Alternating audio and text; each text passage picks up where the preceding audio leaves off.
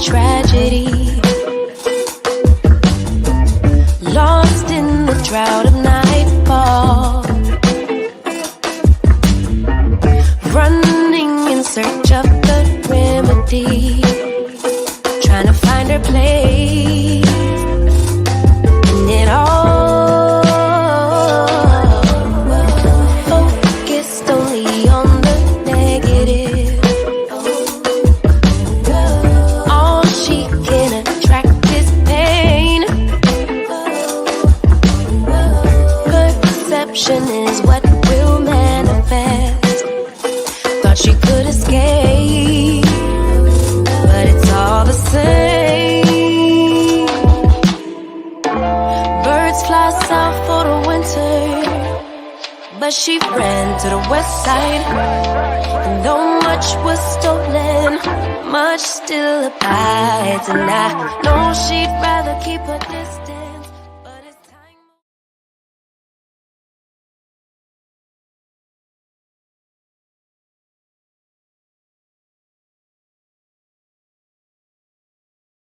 Well, first of all, listen, it's interesting about all these young guys today. They never call on us and say, hey, thanks for the kind word and telling me how great a player I am. But when they play like crap and we call them out, we don't know what we're talking about. Listen, I'm easy to find.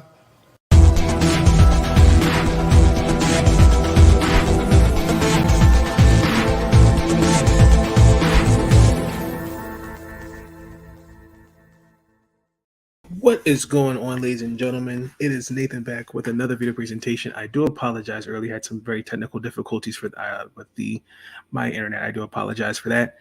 This is episode 4, season 11 of Big Nate Sports Talk podcast. I do apologize if this is a late stream. I want to get this episode out before bedtime. But before we get into the video, there's a few things I'd like to say up front. Tomorrow you have the preview. We will have the previews of the Baltimore Ravens versus the Buffalo Bills, the Washington Commanders versus the Dallas Cowboys, and then Maryland football, Maryland versus Michigan State. And then also too, we're starting to wind down with baseball. We don't have that much longer until playoffs begin. College basketball practice, opening day-ish, you could say, has started. I know for preseason, I know for JUCO, preseason's already started. But you're just going to be tuned in for those videos. In this video, we are talking about the Baltimore Ravens versus the New England Patriots. But before we get into that, I wanted to send my thoughts and prayers to Tua Tagovailoa. We all saw what happened tonight in the game. And I'm going to save my thoughts towards the end of the video, so definitely be tuned in. He's been discharged from the hospital. I believe at the University of Cincinnati hospital. He will travel with the team back to Miami. Most important thing is that his health, he's good. But for how I feel really about tonight and this whole situation, stay tuned towards the end of the video. So let's get into it. The Baltimore Ravens defeated the New England Patriots 30.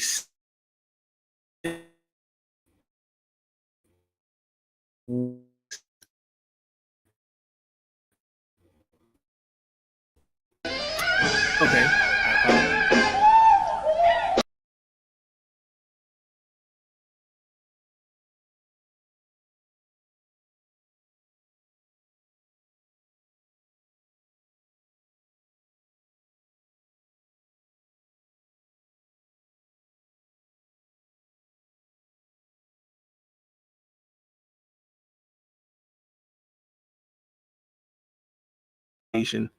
Thank God. I was very surprised. The game that he had, almost over 300 yards over in the air. Great game from him. Lamar Jackson's looking like an MVP candidate day by these first 3 games. And that can't be ignored. I definitely think Lamar Jackson, Jalen Hurts, and Josh Allen are your top 3 MVP candidates at the moment. Guaranteed.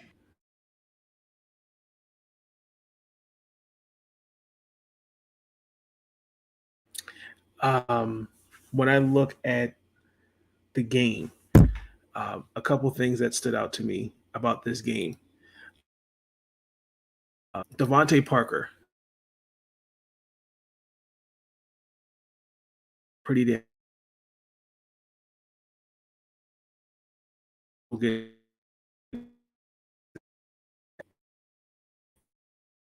injury.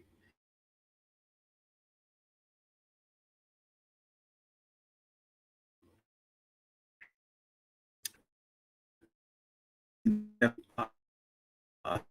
the New England Patriots for uh, to be found. Let's say it like that. Um, Almost 450 and Jones, and that was an issue. Um, the third quarter I thought was key. The defensively, we we committed we New England committed 4 turnovers. Let me say it like that: 4 turnovers, the 2 interceptions, and then the couple fumble recoveries. Um, as a defense against the pass, we have not looked good. We have allowed almost, I believe it's through 1,354 yards in just these 3 games. Um, the fact that we've amount of money and a defense where you have bowlers. Um, and I know the biggest issue is lack of a pass rush. I think it starts with their front seven. I understand Ajobo's not there. Um, there's going to be some growing pains. Owe. I have not seen anything from that front seven. And I said it in the previous video with Miami. These are elephants in the room that can't be ignored. This has to be addressed. Um, the Baltimore Ravens did sign JPP, and I will give my initial thoughts on that in tomorrow's videos, to be tuned in for that. But if the Baltimore Ravens are going to be competitive in this AFC conference, now the test really starts. Now you've got Buffalo this weekend, and then you got Cincy after that. You've got some other teams also. See who else that we really in the AFC we really shouldn't be. So these are things that the Ravens need to take into consideration. I do believe that they're getting dressed. The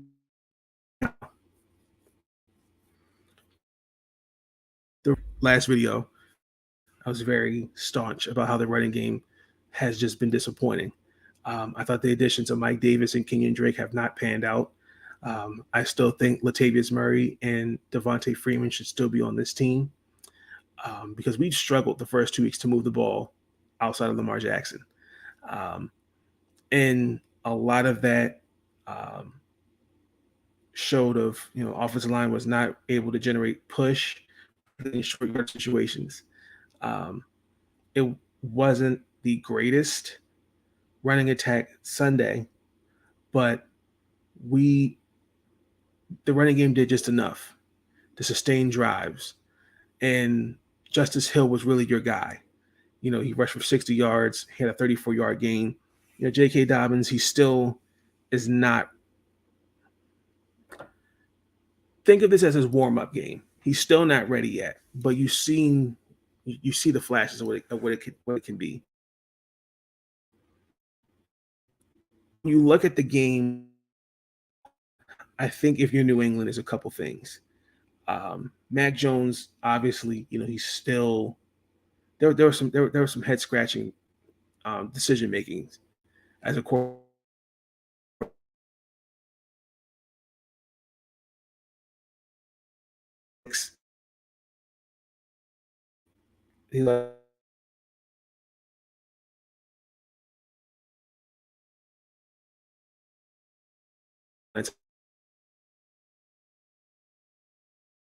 He's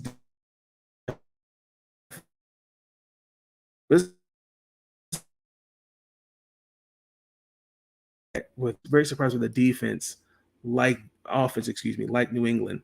Um, I would have thought you would have seen some things cleaned up. Um, I do think his decision making as a quarterback will get better. Um, I even the when he got hurt, there were just some not good throws out there. So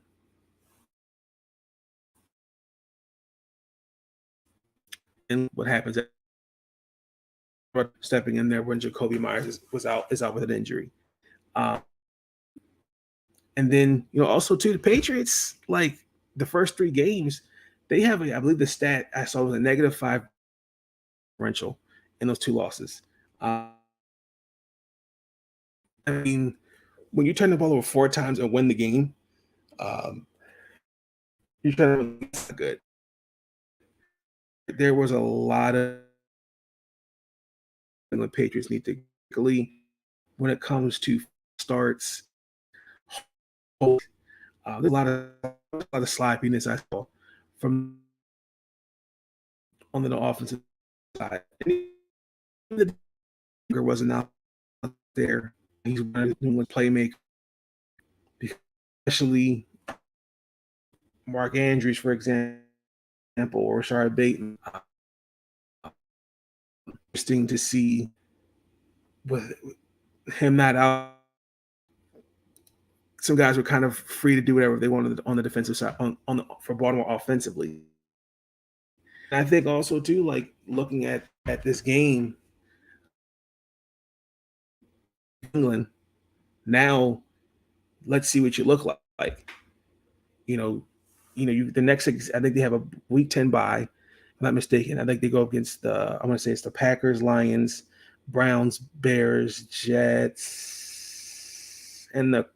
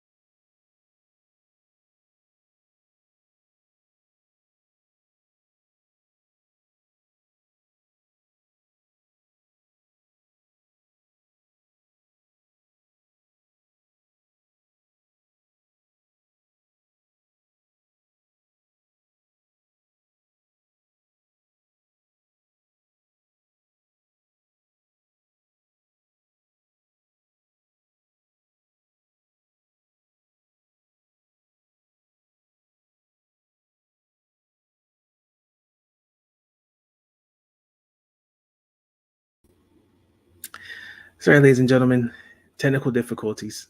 So as I was saying before I was cut off, so the Packers, Lions, Bears, Browns, Jets, Colts, that's what New England has to face.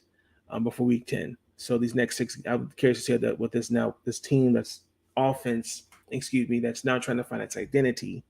Now, what's it going to look like against Mac Jones without Mac Jones? Excuse me, I apologize. And then when you look at the Ravens, defensively, there are some things that need to be cleaned up. I do have questions on the defensive side of the ball. There were positives. We did create 4 turnovers, but again, going against Buffalo, and it's supposed to rain, and then Cincy, I want to see that momentum go to the next game. Now, Lamar Jackson. As I stated, is top 3 MVP candidate, and he has been putting this team on his back. I believe he's the 3rd quarterback to throw, I think it's for over 300 yards and 100 yards on the ground. The last 2 quarterbacks to do that was Cam Newton and Randall Cunningham.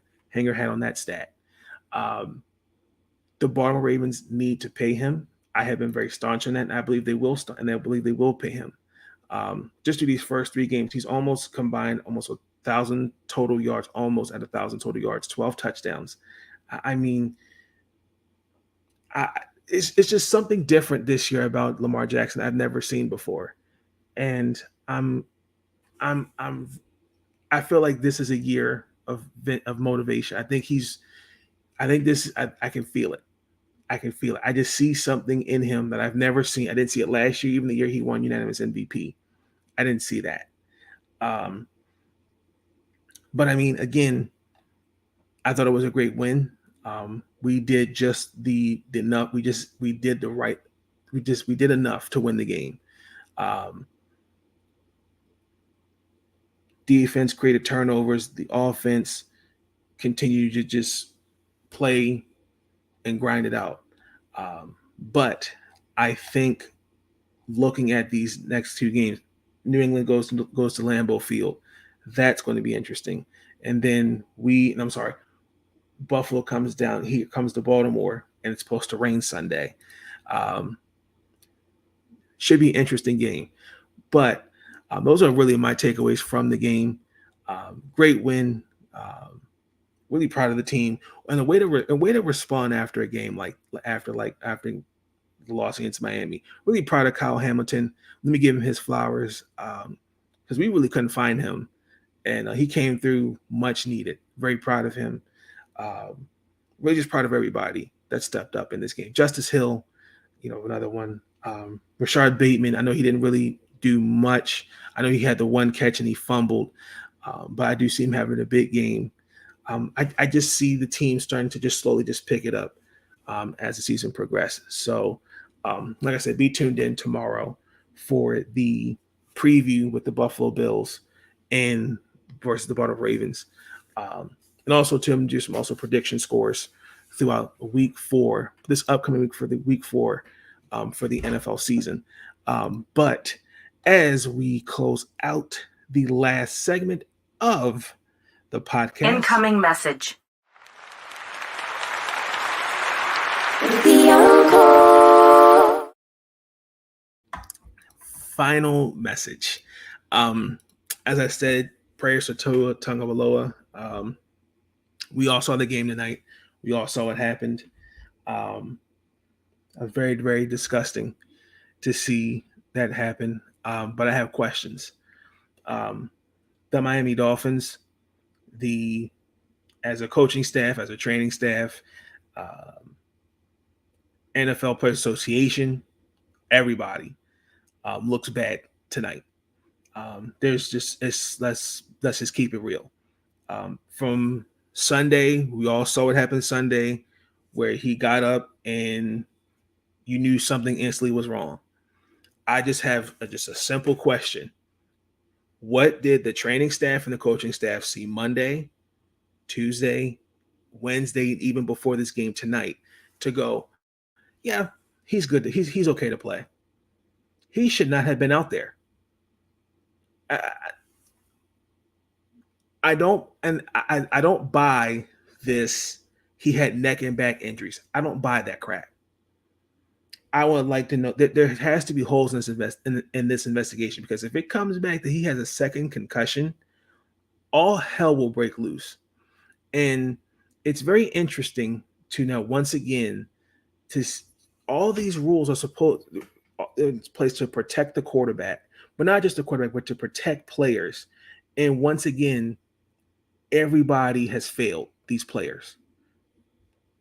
We can continue to keep. We got to start holding people accountable, because to watch that happen. And oh, by the way, don't get me started on the numerous times that we kept seeing on replay, whether they brought up and brought it closer in motion. I don't need to see that. We don't need to see that. The amount of replays, it was just utterly disgusting to see, and I was very, very um, emotional. I'm glad to know that he got discharged. I'm glad that he's okay, but I just think it's just very disgusting that to hear Coach McDaniel come out and go, well, I would never. I'm basically paraphrasing it, but um, he basically was like, well, I would never put my quarterback out there. He said he was good to play. He was fine. But we're going to do everything we can. Actually, let me pull that statement up really quick, because I was very, very high rate. So this is what was said.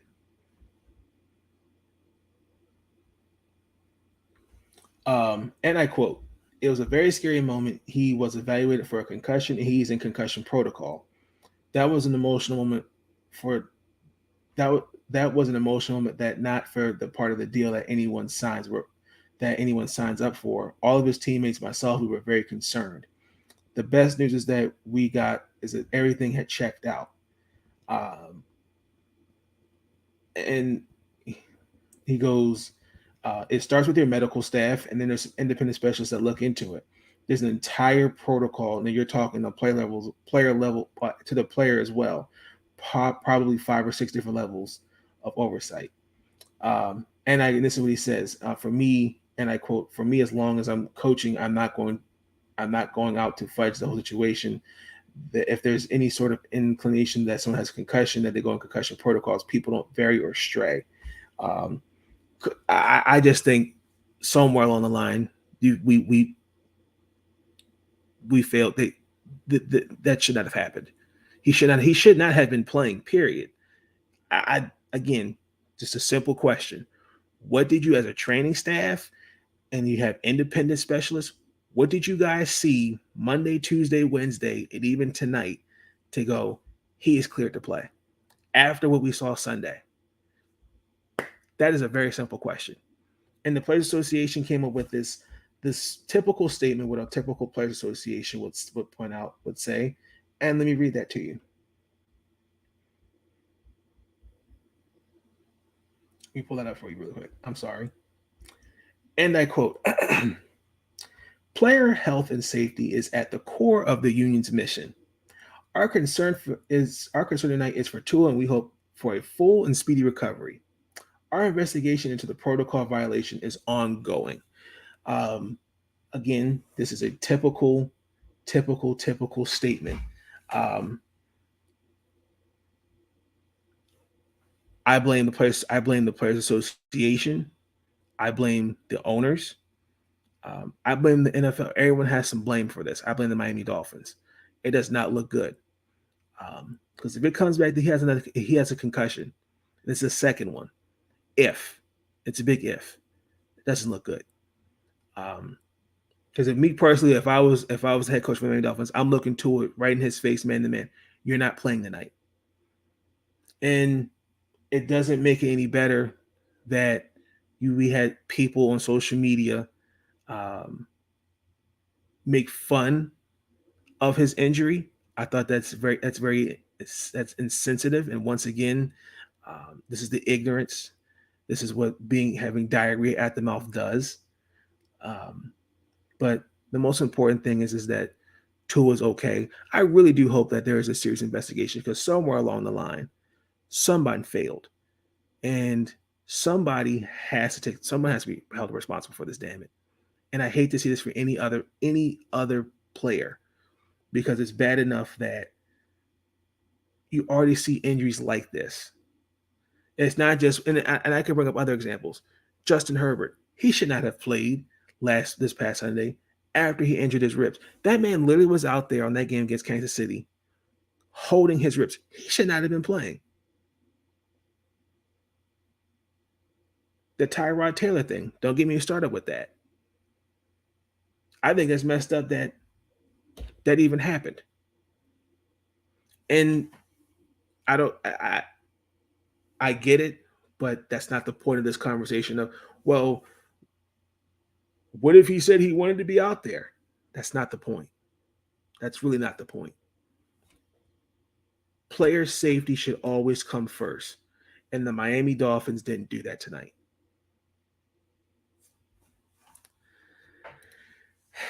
With that being said, ladies and gentlemen, be tuned in for future episodes. Like I said, tomorrow be on the lookout be on the lookout for the previews, and also to be low on the lookout for the predictions for Week 4 of the NFL season. Because I already know tomorrow this is going to be talked about, and it just don't look good. But with that being said, y'all have a good night. Stay up. Peace. Please like, comment, subscribe.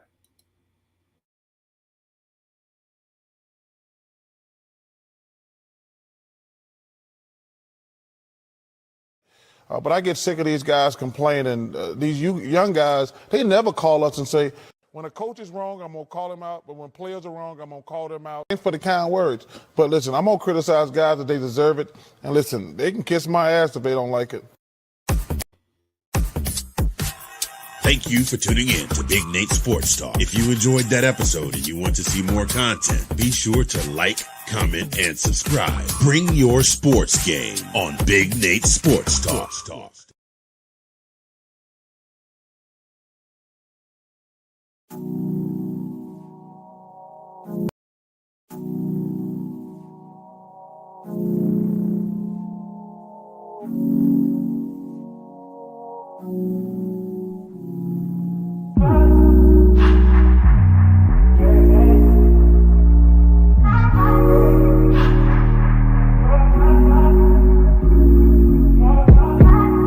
Told you so extra, but I know I'm the same, yeah. Love me in spite of my trauma. Give me what I need instead of the drama. Cause when it pop off, it's like, oh my.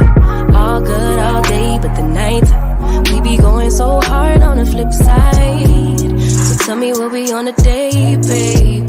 I could keep that same energy.